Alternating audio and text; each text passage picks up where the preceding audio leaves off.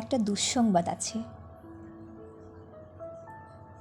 যারা আমাকে ভেঙে চুরে টুকরো কাচের মতো ছড়িয়ে দিতে চেয়েছিল তাদের জন্য। দুঃসংবাদটি তাদের জন্য যারা ভেবেছিল আমি হোঁচট খেয়ে পড়ে গেলে আর কখনো উঠে দাঁড়াতে পারবো না, মুখ থুবড়ে পড়ে থাকবো গা ঘিনঘিনে কাদায়। আমাকে ছিঁড়ে কাগজের মতো কুচি কুচি করে হাওয়ায় ভাসিয়ে দিলে আমি হারিয়ে যাব দিক শূন্যপুর। যে আমাকে টেনে হিচড়ে নামিয়ে নিতে চেয়েছিল অতলান্তিক বিষাদ সমুদ্রে, ডুবিয়ে দিতে চেয়েছিল এক পৃথিবী বিবমিশায়,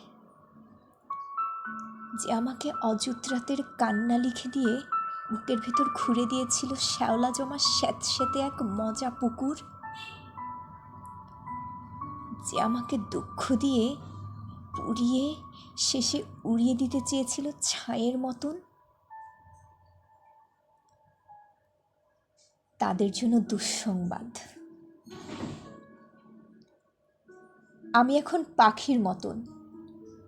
আমায় ছিঁড়ে কুচি কুচি ভাসিয়ে দিলেও এখন আমি ডানা মেলে আকাশ জুড়ে উঠতে জানি। কাটা যায় না, ভাঙা যায় না। আমি এখন জলের মতন।